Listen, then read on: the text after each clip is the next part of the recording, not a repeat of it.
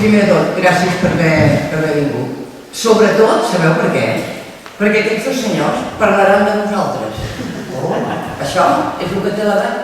Ara ja parlen de nosaltres. Parlen del moviment veïnal, del moviment obrer, sortim tots i totes. Menys el pare de la criatura, que no hi era. Que no hi era. Però la resta sortim tots. I això sempre afalada, no?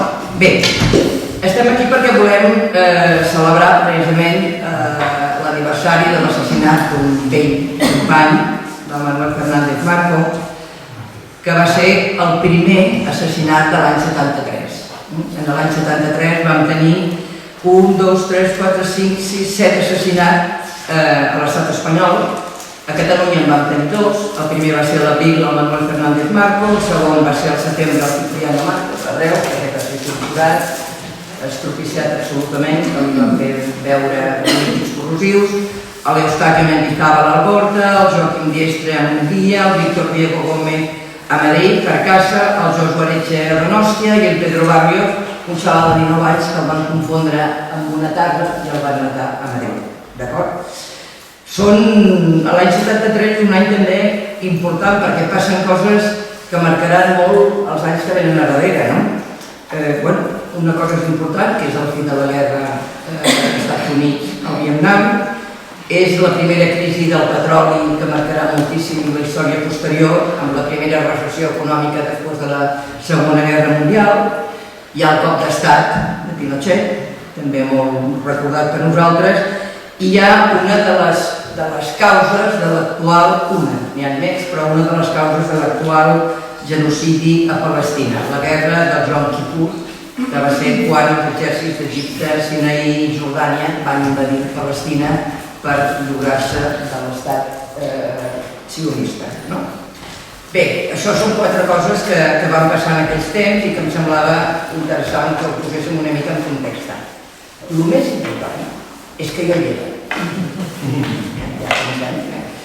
El 3 d'abril jo era mestre al Camp de la Bota i per tant recordo perfectament bé que cap allà a 8:45, que és quan arribàvem les mestres al Camp de la Bota, tu estaves molt a prop perquè estaves al Besòs, o sigui, de l'altre cantó de la via, i vam començar a veure unes mogudes espectaculars, perquè veure cavalls amb els grisos a sobre corrent per la sorra és una cosa que impressiona bastant. Veure centenars de gent corrent i creuant la via, veure gent absolutament espantada que no sabíem què coi passava, va ser molt important. Però ens ho vam cobrar a l'endemà, el dia 4 ens ho vam cobrar amb escreix, perquè aleshores el Besòs es va aixecar en peu de pau però amb molta decisió i vam fer una de les manifestacions més maques i més fortes que hi ha hagut. També van venir els cavalls, com no, va ser la nota circense de l'assumpte, els cavalls, i així es va acabar. Bé, però tot això jo us ho explico molt ràpid perquè tenim aquí 2 experts del tema, 2 historiadors, un del Vallès, un de Badalona, Bellafià, tots 2 que són persones profundament enamorats de la història, i això és important, però enamorats de la història que digui la veritat, o sigui que són uns grans defensors de la veritat. I per altre cantó són 2 apassionats de la divulgació de la història i de la veritat. Per això us passeu el dia escrivint llibres. Només en llegiré uns quants. Començant per la meva dreta circumstancialment. Ell és premi extraordinari del doctorat a la Universitat Autònoma de Barcelona, doctor en Història Comparada, Política i Social, magíster en Història Contemporània de la UAB, llicenciat per la Facultat de Filosofia, diplomat en Professorat d'Educació, coordinador del membre i llibres, cronològicament, en citarem uns quants. Aquí ja veureu per on va.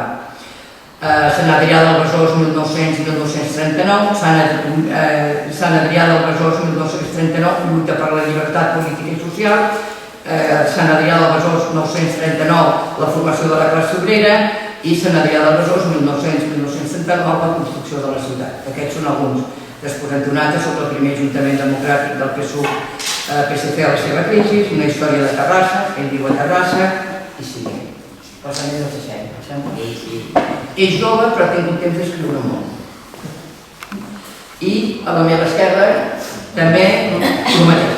El de l'esquerra per nosaltres té un mèrit especial, perquè el company, la seva tesi doctoral va versar precisament sobre el moviment veïnal.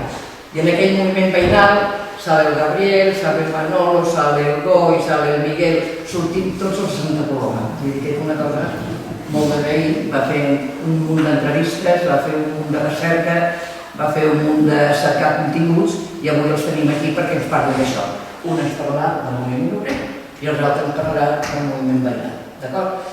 Suposo que, com a mínim, vostè heu de tenir el llibre perquè el vam presentar a Santa Coloma fa un parell d'anys i per tant suposo que tothom ho ha de tenir perquè és la nostra memòria històrica. I d'ell, de Sant Adrià. Què diu? El llibre això està aquí. Clar, està aquí. L'heu de llegir. L'heu de llegir. Per tant, d'entrada, li donem la paraula a Manuel Mercado de Rocal. No sé jo? Sí, el moviment obrer. Cap problema. No hi hauria moviment veïnal sense moviment. Jo la relació que tinc a Sant Adrià bàsicament és haver estat treballant en la investigació de com va sorgir aquest poble. És el que deia en Història Total i em van faltar. Sí? Sí. Doncs això, és la relació que tinc amb el tema de Sant Adrià. Justament amb el tema de la segona part del meu treball, aniria de l'any 39 a l'any 79, no s'ha fet, no sé si el faré, i aquí estem. Ganes tinc, perquè estava intentant fer-ho d'alguna manera que no el cas ara. En tot cas, el que sí que tenia, el tema del meu paisà, Manuel Fernández Márquez, és tota una cosa, tot un material elaborat, molt material que tinc elaborat per aquest període 39-79, que no dic si un dia escriuré, potser sí. Llavors aquesta és la relació que tinc. I després també aprofito que al final us comentaré una miqueta el tema dels extremenys. Jo parlaré d'Extremadura, dels extremenys, podia parlar dels andalusos o de la gent de Castella-Lleó, Castella-La Manxa, però el conjunt de migració a Catalunya, catalans, extremenys o andalusos, tots catalans evidentment som ara, doncs tenim una història cultural que crec que s'ha de donar a conèixer, que és important que la coneguem, que al final farem un comentari. Aniré ràpid. La dictadura franquista tenia com a principal objectiu controlar els treballadors. No hi ha cap altra història, això és l'objectiu que tenia. Totes les organitzacions democràtiques, republicanes, van ser prohibides i legalitzades pel franquisme. I els treballadors es van haver d'inquadrar obligatòriament en l'organització sindical espanyola.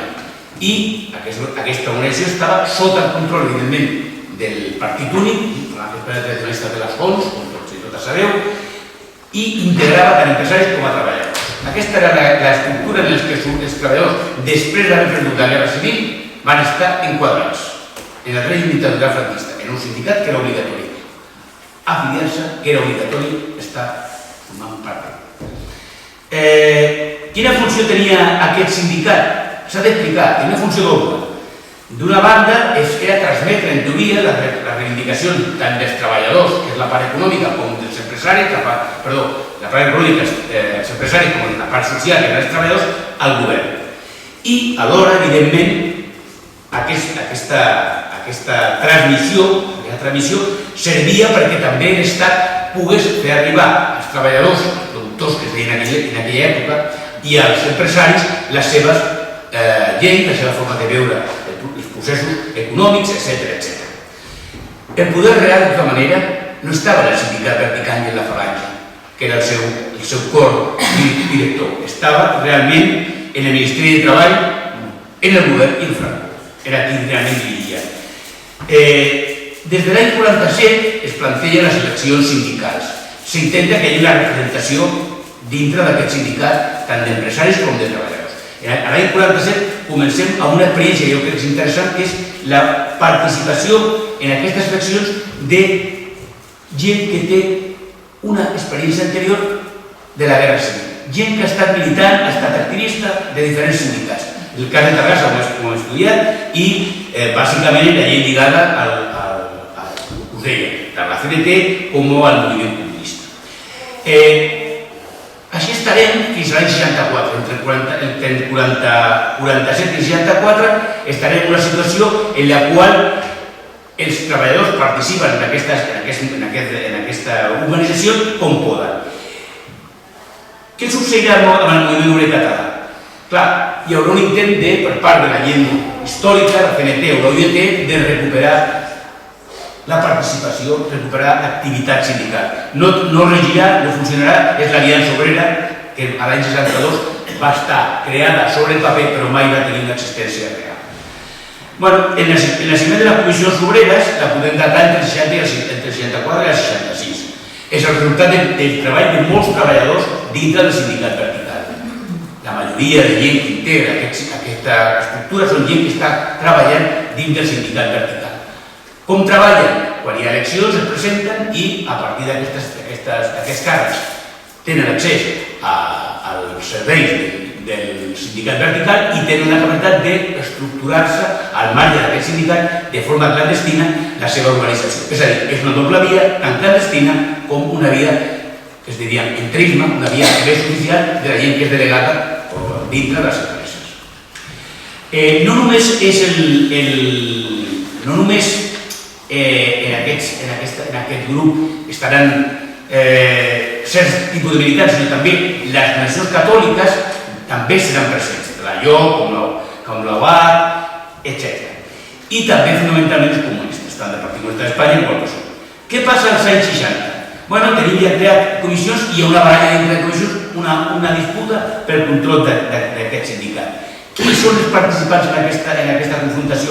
D'una banda el FOC, tot això ho explicaré una mica més profundament després. I, d'altra banda, el Partit Socialista Unitat de Catalunya, el PSOE, el Partit Comunista Català. D'acord? Què passarà? A partir de la introducció, la destrucció 69-70 del FOC, qui tindrà el control polític serà, evidentment, el PSOE i apareixeran, d'aquesta desfeta del FOC, apareixeran grups del que diem Esquerra Republicana. Quin és el punt d'inflexió, de tota manera, pel qual el sindicalisme pot presentar-se amb una força important? A partir de la llei de conveni col·lectiu de l'any 58. Significa que els treballadors poden tenir representació i discutir els convenis col·lectius dintre de la seva empresa, sobretot. I els que són convenis col·lectius provincials, més difícil, perquè l'estructura sindical tenia la capacitat de fer-los apartar aquests delegats d'empresa o aquests que estan en un nivell inferior d'aquest nivell de negociació. Però sí a nivell de les grans empreses industrials tindran presència a partir del 58. Quan és el gran esclat del sindicalisme de Catalunya? L'any 66. Les eleccions sindicals del 66. D'acord? Hi ha tota una història que no tinc temps d'explicar, que és dintre del govern, tenim l'arribada dels tecnòcrates, hi ha un sector... El falangisme sempre ha tingut molta força dintre de la dictadura franquista, sempre ha tingut molta força, sempre, fins a l'últim moment. I molta d'aquesta gent és gent que havia estat a la divisió azul.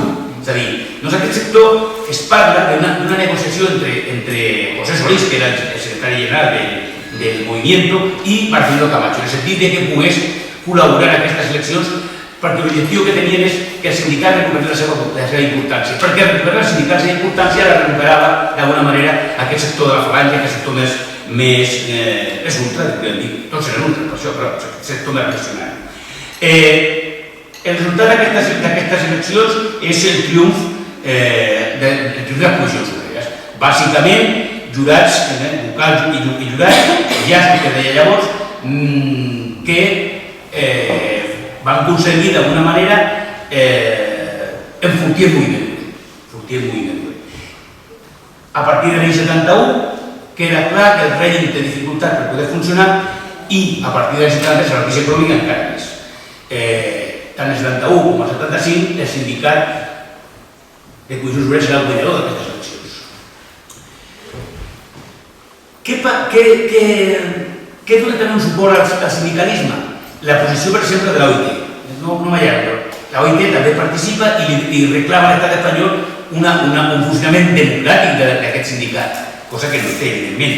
I també, d'altra banda, també la cohesió episcopal, que l'any 68 demana a l'Estat que aquests sindicats tinguessin una certa representativitat, una certa efectivitat. Per què ho diuen? Perquè són molt bona gent? No. És a dir, ho diuen bàsicament, l'OIT podem discutir si és bona gent o no, però en tot cas, el que no era bona gent és part de l'Església oficial. Això sí que era evident. De tota manera, també sabíem cap on anaven les coses. Per què ho fa? Evidentment perquè els empresaris s'adonen que la capacitat que té de mobilització el sindicat obrer supera a la que té el sindicat vertical. Els representants dels treballadors no és el sindicat vertical, són les comissions d'obrers que es formen a les fàbriques, sobretot a les grans indústries. I aquesta gent, evidentment, si vol negociar, ha de negociar amb aquestes persones. I d'alguna manera, aquesta combinació de lluita legal i de lluita il·legal fa que els empresaris vegin que realment amb qui han de negociar és amb la comissió obrera.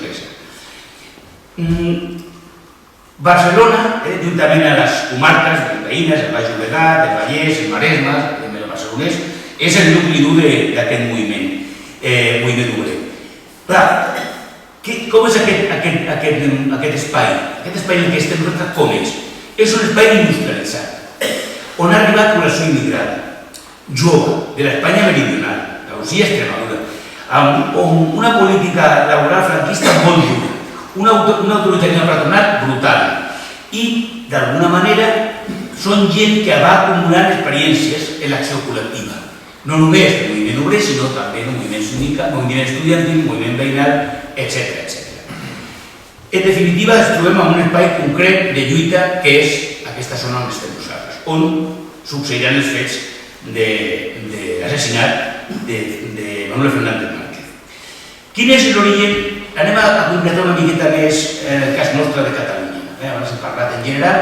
A Catalunya la constitució de la Comissió Obrera es considera que és el 20 de novembre del 64. Bàsicament, la gent que considera que és l'espai de treball és molt diversa, però bàsicament el nucli dur en el cas nostre de Catalunya és l'acord. És el que portarà un esforç grandíssim en la constitució d'aquest tema. En el cas de Terrassa, com estudiar nosaltres, quan vam fer el projecte de lluita antifranquista, va quedar clar el pes que tenia cada organització. De poc no vol dir que no hi ha altres organitzacions que fan coses, però el nucli fonamental era el PSUV.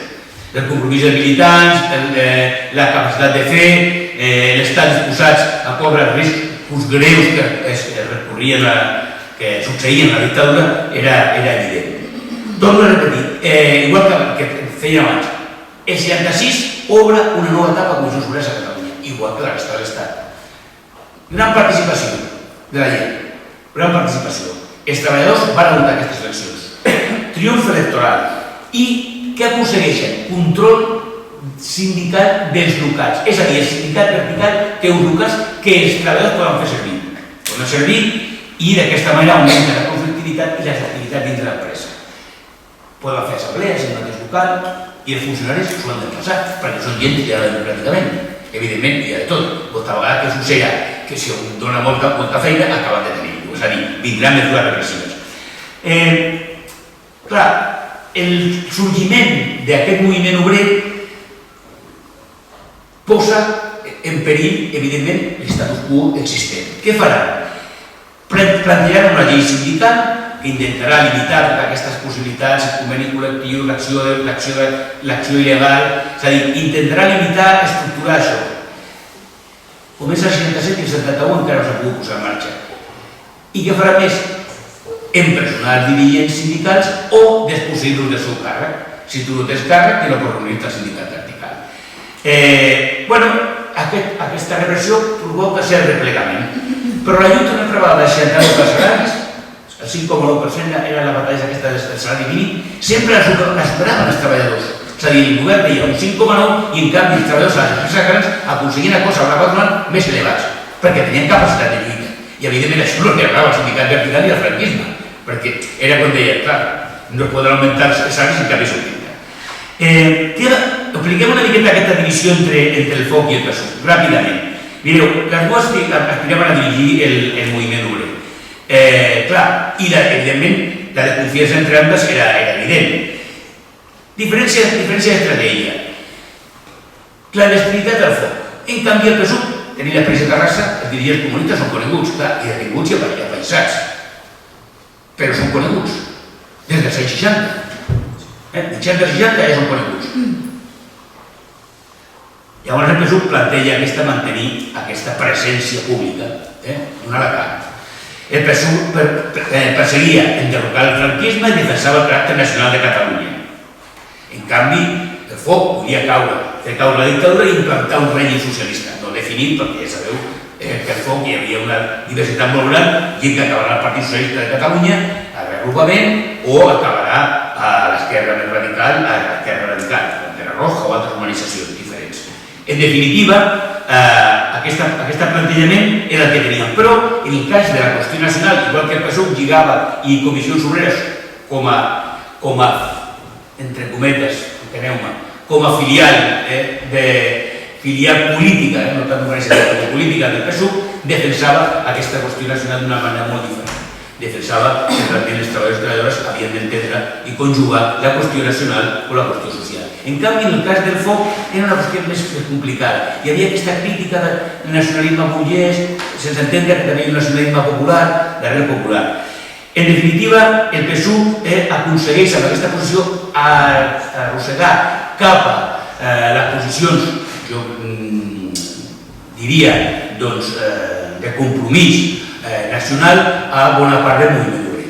Això va permetre que tinguéssim una estructura i un reconeixement per part de formacions polítiques diverses d'aquesta forma de fer del PSUV, el qual va comportar facilitats després a l'hora de participar en organismes unitaris, l'Assemblea de Catalunya, etc.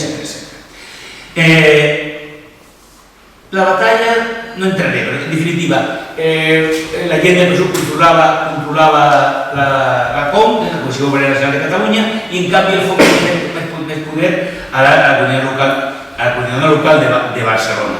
Aquí tenim aquest enfrontament. Acabarà d'alguna manera quan es produeix un debat real. Les bases no estaven interessades en aquesta qüestió. Les bases estaven interessades en l'activitat que el sindicat realitzava i que els permetia d'alguna manera assolir els seus objectius. Quins eren els objectius? Doncs els objectius són, evidentment, els salaris, evidentment, els drets, i no tant els continguts més polítics, que també vindria però vindrien després. Clar, quina és la qüestió? Que l'activitat sindical sí que fa que els treballadors s'impliquin i fa que part dels treballadors davant de l'activitat sindical s'impliquin en l'activitat antifranquista. Entenguin que la lluita sindical és una lluita per drets puntuals, però també una lluita contra el règim, que és qui imposa uns drets i qui imposa unes lleis que es perjudiquen.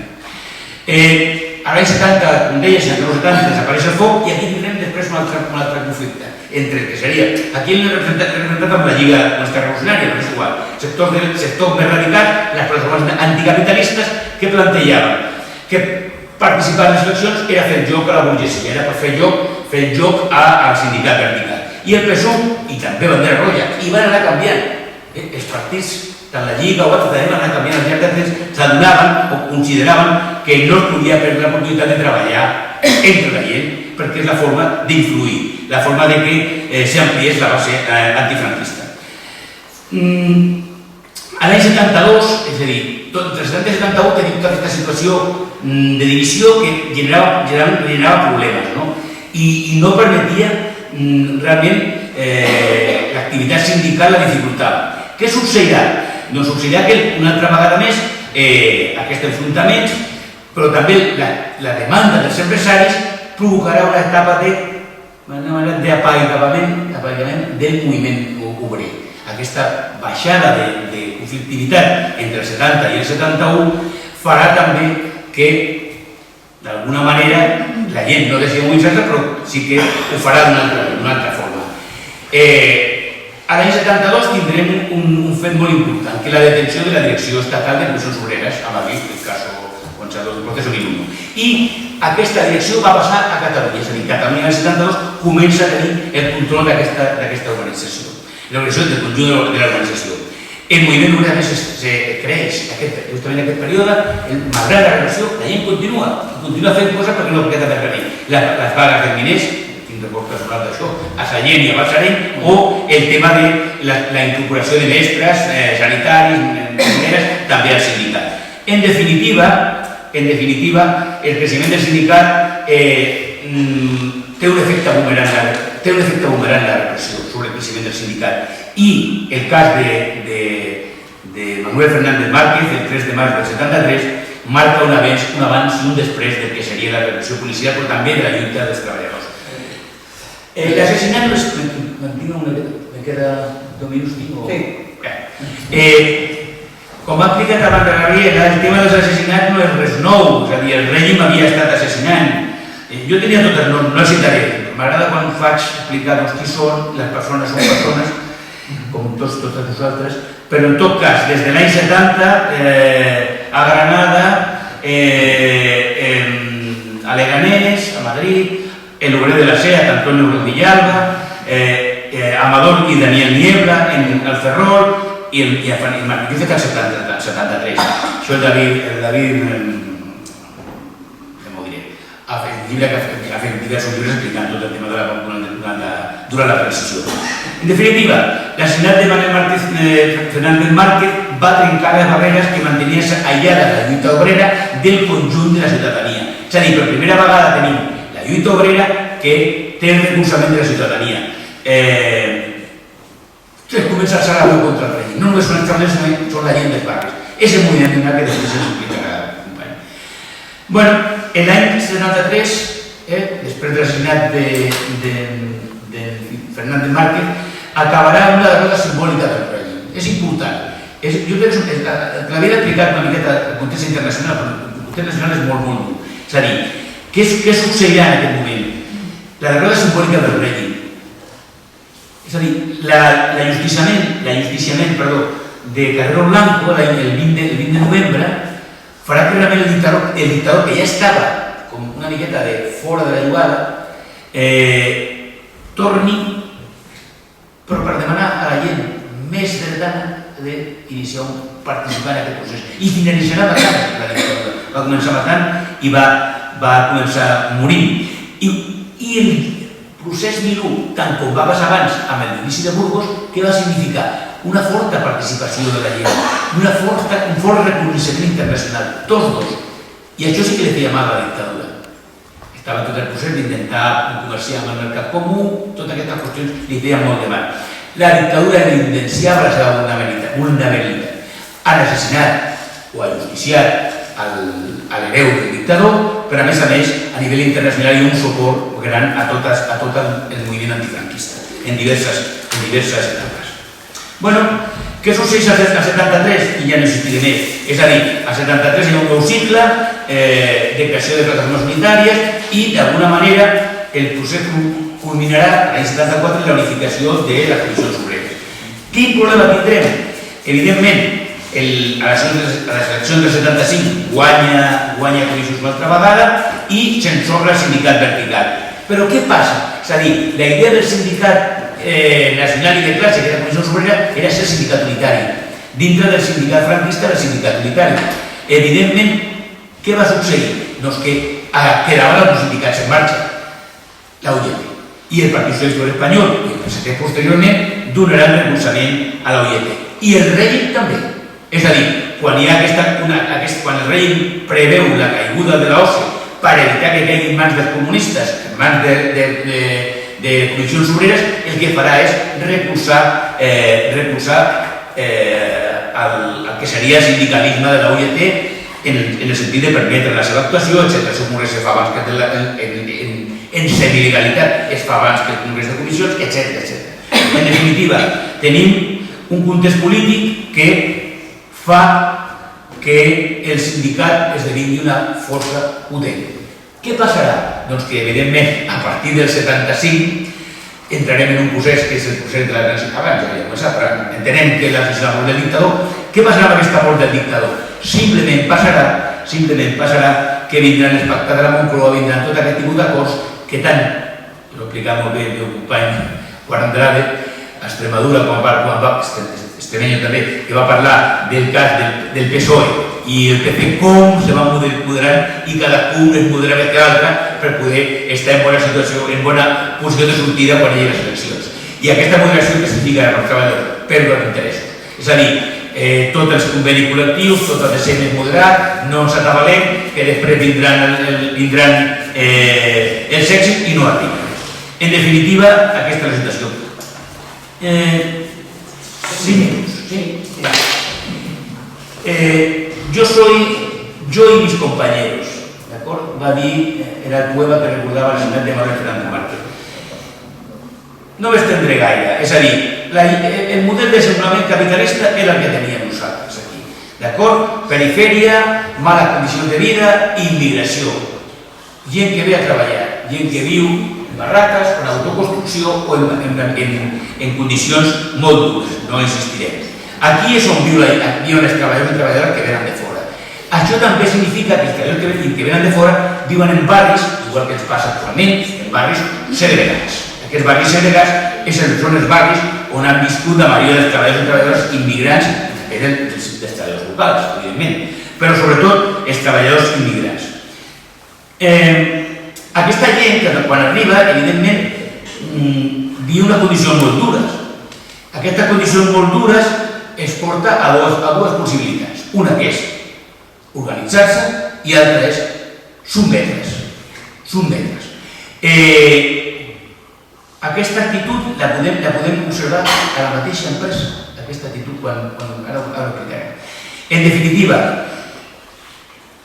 Comissió Obrera donarà una resposta a aquesta gent que arriba de fora. L'integrarà tant el moviment obrer com la qüestió nacional. Qui era Manuel Fernández Márquez? Havia nascut allà. 3 minuts. Ara tens 3 minuts.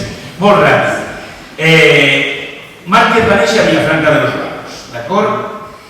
Una població en què va patir una fortíssima repressió. A Extremadura es van assassinar 12.000 persones, el 10,4 per mil. A Catalunya el 3 per mil dels ciutadans van ser assassinats per la dictadura franquista. A Andalusia el 10 per mil. Extremadura és la regió més pobra de l'estat espanyol. Era i ho és encara la regió més pobra de l'estat espanyol. Empobrida, no és pobra, és empobrida. Els seus pares, igual que els pares de Manuel Vital o els pares de Chiqui, van sortir d'Extremadura en el moment en què van poder. Quan van poder, a partir del 47, abans no podien sortir d'Extremadura. No s'estava pensant a sortir d'Extremadura. Doncs quan van sortir, van anar a parar a diferents llocs de treball, a diferents llocs de l'estat espanyol. A Sant Adrià, doncs, Fernández Márquez, arriba i s'incorpora pràcticament immediatament al lloc de treball. La seva dona diu en algunes declaracions que no sabia ni que era una vaga. Ara, el que sí que sabia és que havia d'estar amb els seus companys i sabia que havia d'anar, no us ho explico, no sabia perfectament que havia d'anar aquell dia, al matí, allà, a reclamar el que era seu. D'acord? Això sí que ho sabia perfectament. D'acord? L'empresa, Optisa, quan va fer tota la repressió sobre els treballadors, quan va haver tota la plataforma que va presentar no va ser aprovada, aquesta gent va haver de lluitar. I l'empresa va presentar, si els obrers presenten 800 signatures, l'empresa presenta una altra vegada amb signatures contràries a la vaga. L'empresa perjudica els treballadors, atenta contra els treballadors de manera conscient i és qui crida a la policia. En definitiva, no m'allargo més, simplement una reflexió. Qui va assassinar a Manuel? L'empresa, evidentment, o el riu franquista, o la força d'ordre públic, o tots tres. En definitiva, una gran solidaritat amb els companys, a tota Sant Adrià, a tot el Baix Llobregat, a tot el Barcelonès, a la resta de l'estat espanyol i, sobretot, a les grans empreses. L'aturada és impressionant. Quina diferència hi ha?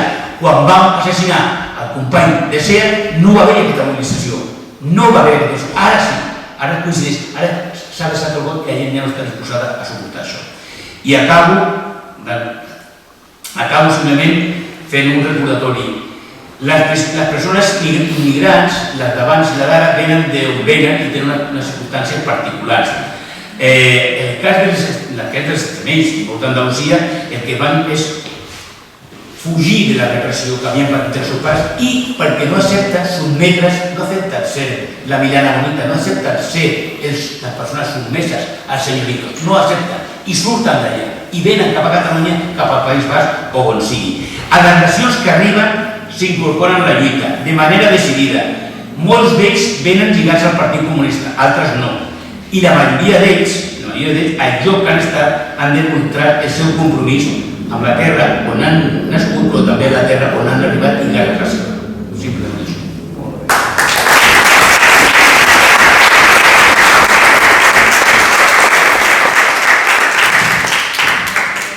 Us deia que eren uns apassionats de la divulgació i de la història i de la veritat, no? Entre altres coses, el company és el fundador de Caos en la Red, que no tiene nada de caos, pero tiene mucho de red, no? I per tant, penso que és un segur. Veus? Ho sabia molt bé.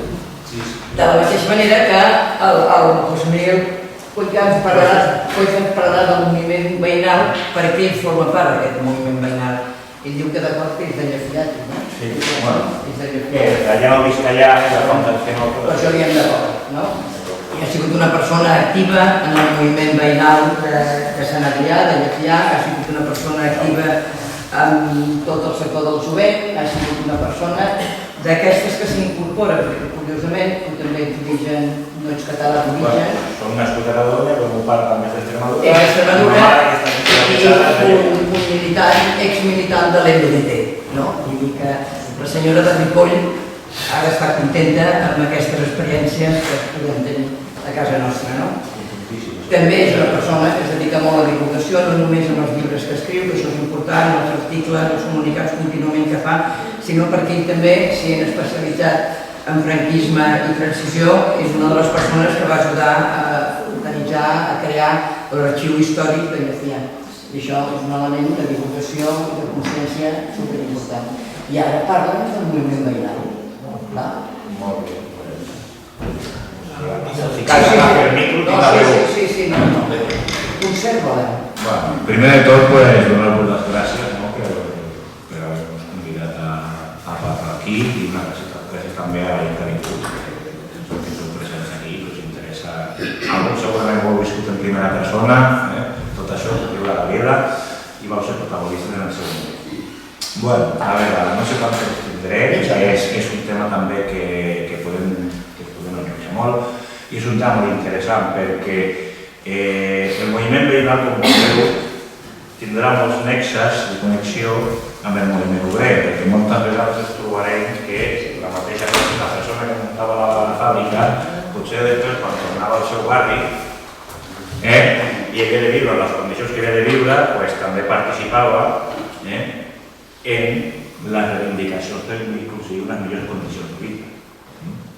Llavors, jo intentaré fer també una petita introducció del context, de per què apareix el moviment veïnal. Hi ha una part que ja ha comentat aquí el company, que és que, com deien en les citats clàssiques, hi havia les condicions objectives i subjectives. Jo soc una mica, no soc candidat, però encara soc una de les coses.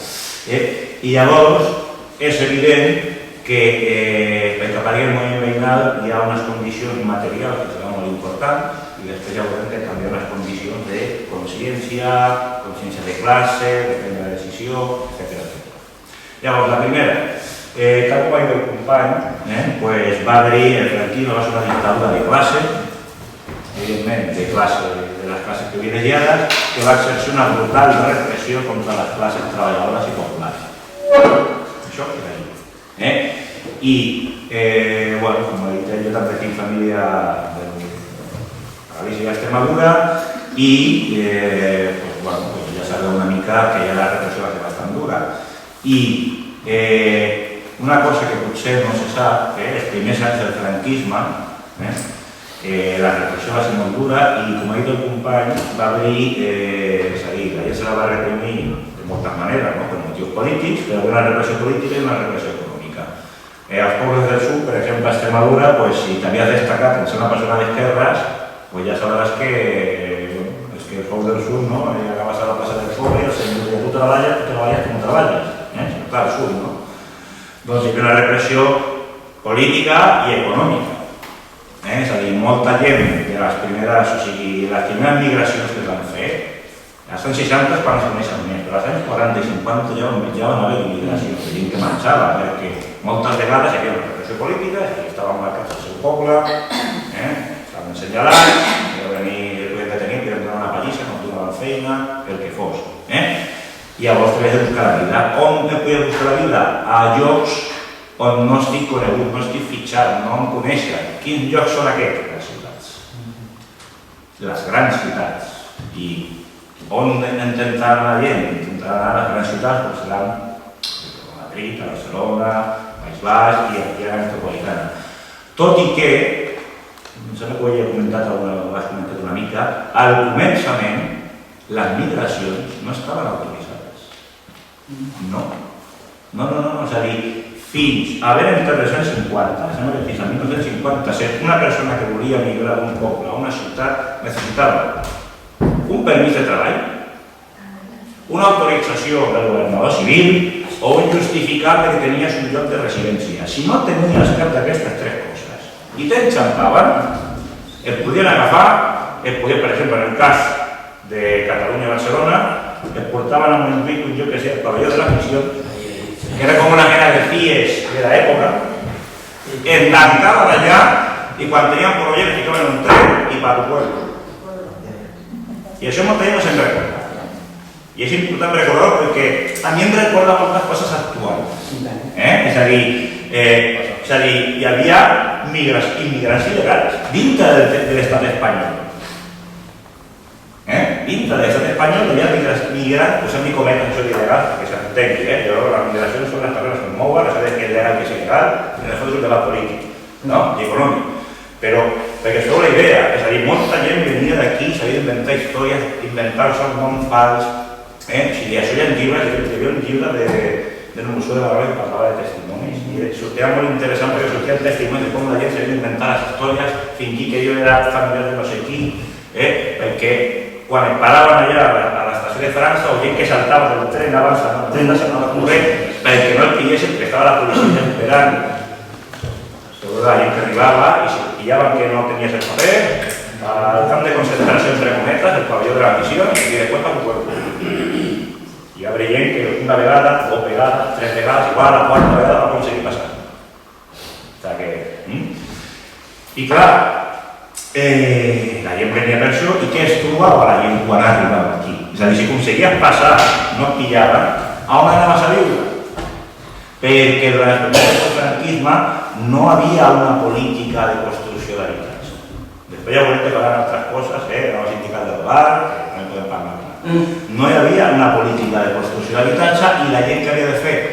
Doncs fer-se la casa, autoconstrucció. És a dir, entre anys apareixen les dades d'autoconstrucció, de barraquisme, perquè no hi ha habitatge, te l'has de fer tu. I te l'has de fer tu, això sí que sortia a la pel·lícula del... Altres coses no sortien, com la militància política de...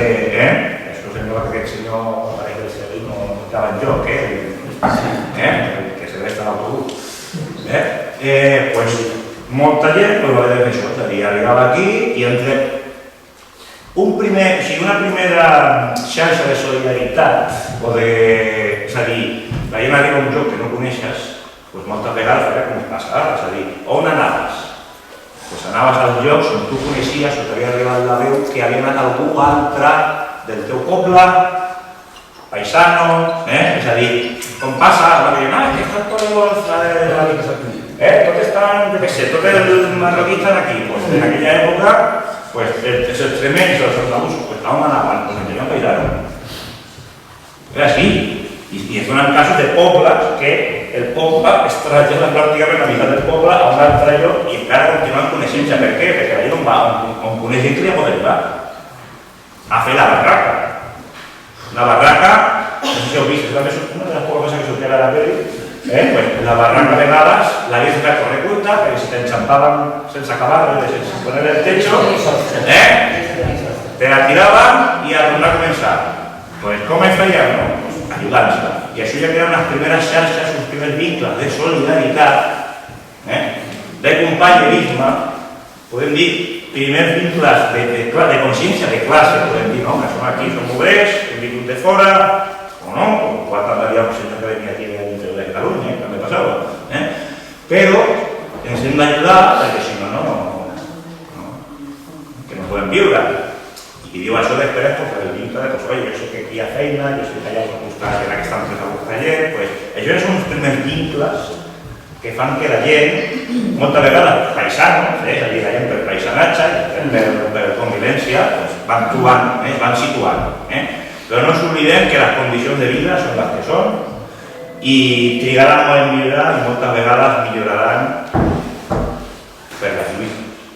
La primera, si hem parlat una mica de les condicions objectives, que ja veiem la situació, hi ha barraquisme, no hi ha aigua, no hi ha centres sanitaris, no hi ha escoles, i els barris, si heu viscut a Santa Coloma o a Badalona o a Sant Adrià, ja sabeu com estava això, Terrassa, Sabadell, és a dir, bé, més que res que estem aquí, no? Però sabeu com era la situació. Pues una primera manera és, primera xarxes d'autoajuda, ajudar-se a fer la barraca, ajudar-se a trobar feina, aquestes coses, val? Una altra cosa que serà important que no es coneix, bueno, no es coneix tant, però sí que va passar, és a dir, de la mateixa manera que el moviment obrer el franquisme tenia el sindicat vertical, per intentar vendre la moto que ells preocupaven pels obrers, perquè era una eina de control i de repressió, doncs una cosa que potser no es sap, que és que en l'àmbit veïnal el franquisme va intentar fer un fet semblant. Segurament algú li sona el que eren les associacions de cabezas de família, o fins i tot les primeres associacions de veïns, primeres, les legals, van ser un primer intent per tenir una mica controlada les variables. És a dir, el senyor José Solís, que ha sortit abans, que va ser ministre del moviment, no només es va preocupar d'impulsar el sindicat vertical, però també es va preocupar d'impulsar les associacions de cabezas de família. A l'any 64 es va fer una llei d'associacions, també, és a dir, que permetia crear entitats veïnals, evidentment totes sota vigilància, és a dir, el president tenia que tenir l'informe bo de la policia, no anava a qualsevol allà i ho feia, però ja tenia un intent de... s'estan adonant que els barris estan superpoblats, amb males condicions, i que això pot ser una situació explosiva, no? Perquè la gent va faltar un dia i clar, ahí se ponen infectar los comunistas y no la van a liar. Pues millor tenir gent de la nostra i fins i tot fitxar a les persones més conservadores del barri, perquè això també s'intenta fer, no són tontos, és a dir, i posar-los com de dirigent de les primeres associacions veïnals i associacions de classe família. Evidentment, no faran molta feina de millorar el barri, però tenien allà com unes persones que podien permetre tenir un control o una mica de com estava la situació. I, bueno, tenim aquesta situació, però veurem que mica en mica les coses començaran a canviar. Sobretot als anys 60 i sobretot als anys 70. Es crearan unes primeres associacions, que les primeres estaran també controlades per gent conservadora, però començaran a haver uns canvis que també passen, curiosament, també en el moviment obrer, en alguns casos, que és, ja ho veurem, primer hi haurà la militància política clandestina, però curiosament també hi haurà un sector de gent religiosa, de catòlics de base, que no són les altes jerarquies, gent que havia estat a la lloc, a la UAC, que gent que anava als barris a fer apostolat allà, i llavors veia la situació, i llavors arribarà moments que aquesta gent començarà a conscienciar i, no sé si tots, però molts s'agafaran postures crítiques. Ja veureu aquí que el cas de Santa Coloma serà bastant important després, amb els centres socials i tot això. I, clar, ja tenim una situació de que la gent es comença a conscienciar, i una situació de que el moviment catòlic de base també comença a agafar consciència en els barris, i evidentment hi haurà un altre tercer actor important que serà el paper de les organitzacions polítiques clandestines. És a dir, sí que és cert que inicialment, per exemple, el SUB i altres organitzacions prioritzaran més el moviment obrer, però, mica en mica, també anirem veient avui. Això del que passa als barris, això també és important. Estem veient que hi ha gent en situació molt difícil, estem veient que hi ha sectors, fins i tot, van coincidir a vegades sectors de moviments polítics amb aquests sectors catòlics de base, de que aquí hi ha un potencial i es pot actuar. I llavors ja veurem que això farà que aparegui o que es doni les primeres coincidències en aquest àmbit. I tot això, recordem, que per una banda està fent augmentar el que se'n diu la consciència de la gent que viu als barris. Ja que avui hi ha consciència de classe, ja seguirà, no es parla molt d'això, però una gent que s'ajuda per viure el dia a dia, una gent que es coneix, una gent que treballa a la fàbrica, però després torna al barri, tot això va creant un pòsit que després matan, per dir-ho d'alguna manera. Ja als anys 60 hi ha unes primeres reivindicacions, la primera més light, podríem dir, per exemple, aquí a Badalona dice que a Bufalà, per exemple, hi havia unes dones que van protestar perquè no tenien aigua, això també comencen a haver protestes contra el robó que hi havia, a Santa Coloma hi ha, curiosament, un primer intent de boicot a l'autobús 3 l'any 68 per el tema dels preus i tal, però ja veurem que serà als anys 70 i sobretot, curiosament, serà una mobilització que es donarà l'any 71 a Santa Coloma de Gramenet, que serà un dels detonants o un dels fets que posarà en evidència o que posarà a les autoritats franquistes ja en una situació d'avui, la que se nos ha arribat aquí. I serà, segurament ja ho sabreu molta gent que viu aquí, la lluita que va haver-hi contra l'ambulatori. Tant, tot això.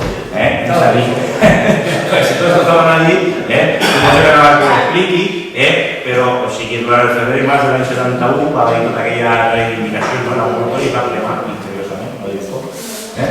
Algo va passar, i era l'únic ambulatori que tenia a Santa Coloma, una ciutat que ja tenia, que estava creixent, això no ho hem dit, però Santa Coloma estava creixent exponencialment, era la base de la ciutat de Barcelona, que no tenia més creixement en percentatge, a l'hora ja tenia més habitants, però el percentatge Santa Coloma va créixer molt ràpid, i va ser la ciutat on es va fer més especulació immobiliària, on més se va construir, podem parlar del Pablo Costa i del Bartomeu del Muñoz, que estava aquí, i també el Púnica, el pare ja apunta la manera.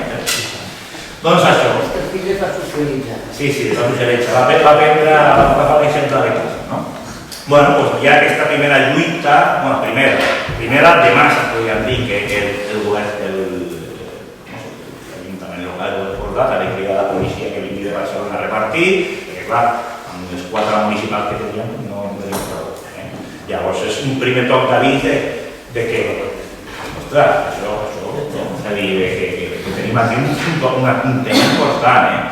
Llavors, clar, tenim això, que és el primer toc d'atenció, però als anys 70 ja tenim un moviment que ja s'ha organitzat i s'ha estructurat. Primer, és a dir, ja resumim molt, perquè clar, això també ho veiem molt,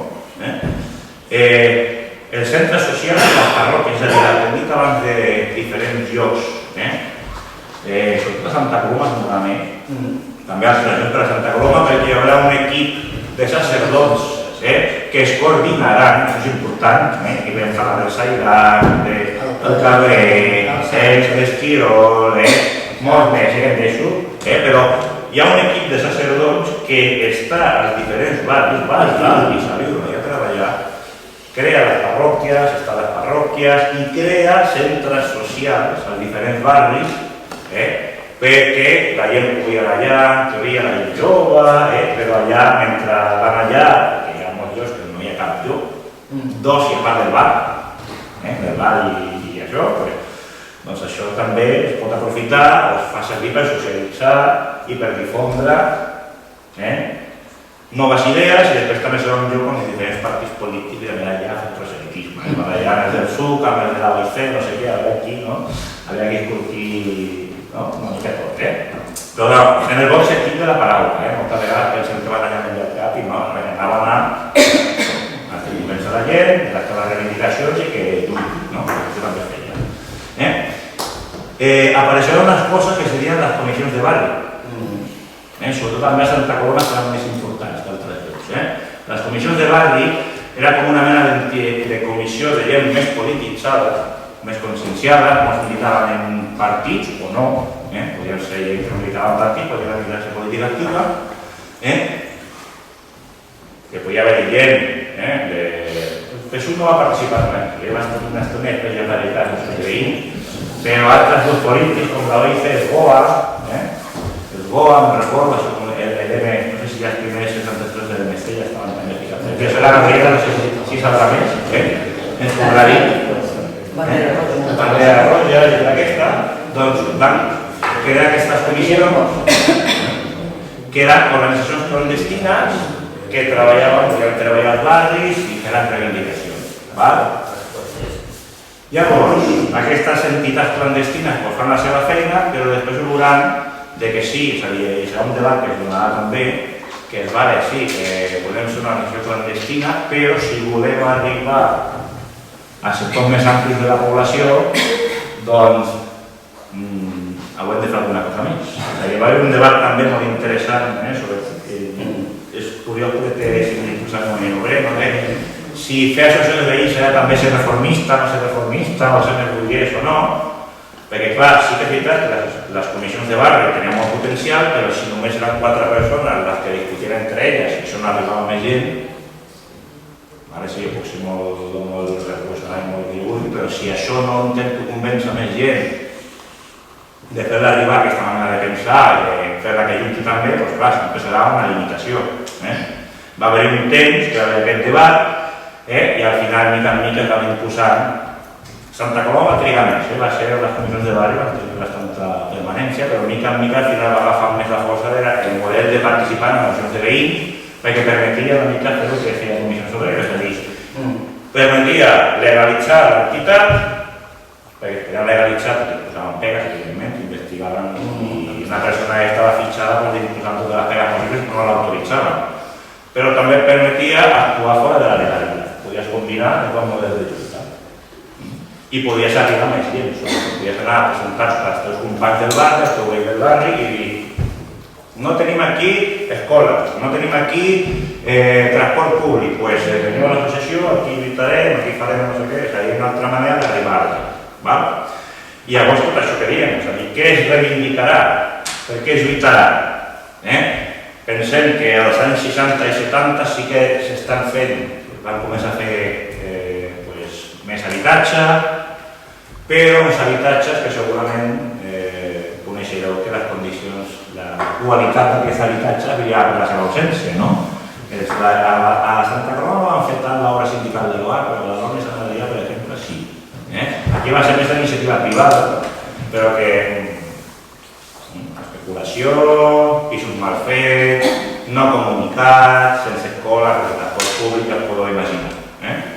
Les escoles va ser un altre tema de lluita molt important, que això de vegades és també usat, és a dir, els meus barris amuntegaven a la gent però no tenien serveis bàsics i les escoles no hi havia escoles públiques, hi havia molt poques, no hi havia suficients classes, llavors es feien acadèmies en sòtans, no recordo ja que ja al costat on vivia jo, hi havia el rascació, que encara està, i a sota em sembla que havia un local allà subterrani que era una acadèmia muntada del nen, que deies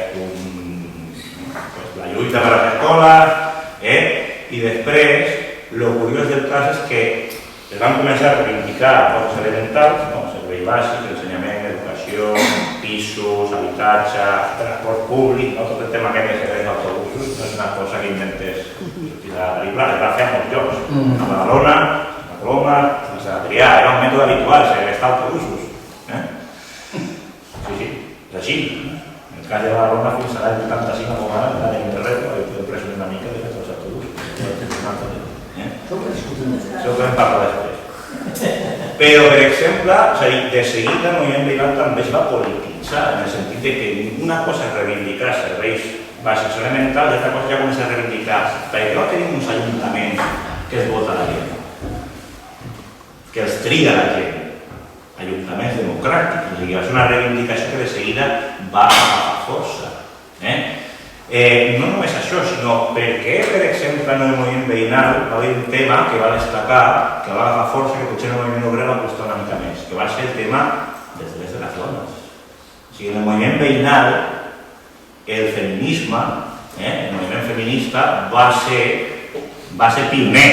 El moviment obrer també, segurament, però segurament per un motiu que podríem dir que no seria que estan molt orgullós, perquè les dones estaven més a casa, estaven més restringides allà, doncs, per aquest masclisme que existia, la contrapart va ser que d'estar als barris, estar cada dia diners, estaven més presents, veien les situacions i van agafar més consciència i es van afegir a la protesta, primer protesta, els serveis bàsics, mercats, el mercat de Signerlin, després van aparèixer les boqueries de dones i mica en mica van anar agafant més pell. No només això, és a dir, aquí a Santa Coloma, per exemple, hi ha un tema que també va ser primer a Santa Coloma, el tema tema de la lluita pel català a l'escola. I les associacions de veïns van treballar, van fer un treball també perquè s'ensenyés el català. Els primers. Dels pioners. Santa Coloma va ser pionera en això. Va ser pionera, és a dir, que no, com que no havien estat a no sé, bueno, sí que s'interessava el tema d'ells més. No va fer la PNT, sí, però quan l'Ajuntament de Barcelona, on intentava molta gent d'origen o nascuda a Catalunya, votava en contra de l'ensenyament del català a les escoles, havia aquella famosa votació del rei del no, doncs gent no nascuda a Catalunya, que moltes vegades no sabien parlar català, però volia que els seus fills sabessin parlar català. Per trencar una mica tòpics. Bueno, resumim molt, és a dir... Perquè ara queden 5 minuts. Queden 5 minuts, doncs hem d'anar molt ràpid, ¿vale? És a dir, paper de les organitzacions polítiques, el PSUC serà també una organització hegemònica, perquè no serà l'única, MC, OIC, PP, això és una cosa, i una cosa que sí que és molt curiosa de Santa Coloma, ja que estem a Santa Coloma una mica més, és que... Però bé, ara bé. Sí, bueno, jo soc de Badalona, sé que pique. De Badalona i Santa Coloma sé que tenim un pique, no? No sabeu, no? Del barri de muntanya, no. Però hi ha una cosa que suposo que la gent de Santa Coloma coneix, no? El pla popular, el pla popular de Santa Coloma de Gramenet, el Xerivall, Això no ho teniu a Badalona. No, però a Llefià van fer un peri parcial, a Llefià sí que ho van fer. Parcial? Van fer un peri a Llefià, no era en Badalona, però a Llefià ho van fer. Van fer també un pla relatiu urbanístic a Llefià. També semblant el que va ser el d'aquí, però bueno, En Badalona s'intentó. En Badalona s'intentó. Sí, però el de tota Badalona... Pues després farem el pla. Pues sí que era como... Ja parlarem. Bueno, pues per que ho sapigueu, és a dir, a Santa Coloma va fer un pla popular entre les associacions de veïns de la ciutat, amb el suport de Manuel Valls, l'arquitecte, i altres persones, que van fer un pla que detallava tots els serveis, totes les infraestructures, les escoles que s'havien de fer, és a dir, tot un pla, però un pla, amb plans, amb mapes, amb estudis, de tot el que necessitava Santa Coloma. I tot això va, si després, el primer ajuntament, el Vicent Andreu va agafar la mà i que no, si van trigar anys, i ho van fer, no sé si ho van acabar de fer. Diria que no, Ho han agafat, bueno, el programa electoral deia farem això, després analitzar les classes. Però bueno, però que sí que és important que van fer un model alternatiu de ciutat, pensar pel servei i per suport que la gent de les classes populars poguessin tenir un nivell de vida digne. Bueno, resumim, perquè això és molt important i molt intens, però sí que el moviment veïnal va tenir la capacitat de desbordar també les autoritats franquistes. És a dir, en el cas de Santa Coloma va ser el més evident. És a dir, el Pablo Porta va dimitir.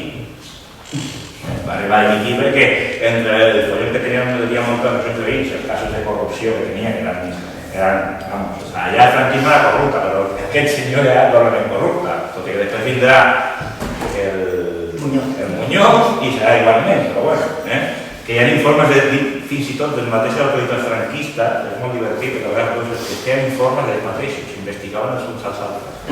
Hi ha informes que diuen aquests senyors són corruptes, informes del Servicio de Informació de la Farmacia, aquests senyors són corruptes, és xungo, té negocis d'usura, de no sé què, tenien mitjans de Coloma de lloguer, no? Però és l'únic que tenim. És un corrupto. És l'únic que tenim aquí ara per presentar-se a l'Ajuntament franquista,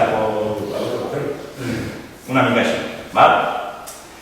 I llavors això, és a dir, el moviment veïnal va erosionar, va aconseguir plantejar una alternativa veïnal a com funcionaven les ciutats. I després, com que aquest moviment tenia una connexió molt estreta també amb el moviment obrer, que eren moltes vegades els mateixos protagonistes, que solapaven, doncs una cosa més l'altra van fer que les ciutats a nivell municipal, aquí a Santa Coloma, a Badalona, a Sant Adrià, els ajuntaments franquistes estiguessin supererosionats. És a dir, Franco murió en la cama, però les ciutats, els alcaldes franquistes no van passar bé. Van estar una mica, si em permeteu l'expressió, així, una mica collonits per la situació que tenien, perquè sabien que en qualsevol moment podien muntar un coll, muntar la manifestació, muntar una vaga. El senyor Muñoz va haver de sortir per totes aquelles classes de les oliveres del cim de Colín, per allà dalt. No, que va sortir. Perquè van tirar sols. No, però abans, però abans, jo vaig trobar una notícia de que el Muñoz va haver de sortir per potes, perquè poc abans havien tallat la carretera per reivindicar transport, van anar a la policia, van repartir hòsties allà, van fer una dona embarassada, van fer un nen, i llavors el dia següent van anar el Muñoz per allà, i bueno, va haver de sortir per potes perquè li van tirar més pedra que... Autodefensa. Autodefensa, correcte. Bueno, no sé, és un tema que podríem parlar-hi molt, però el que és important és això, que el moviment veïnal va ser un altre dels elements que va erosionar el franquisme, que va aconseguir lluitar per molts barris. El problema va ser després, què va passar després quan van entrar els ajuntaments democràtics, i què va passar després, que potser ja em tema per parlar. Entrant a mirar cap a casa. Sí, no, ara ja està, ja ho a nosaltres, que nosaltres ja farem la feina, i ja no cal que us mobilitzeu perquè ja està tot fet. No va ser això. O com a mínim això no va ser com s'esperava. No sé, si voleu... Molt bé. Deixem aquí.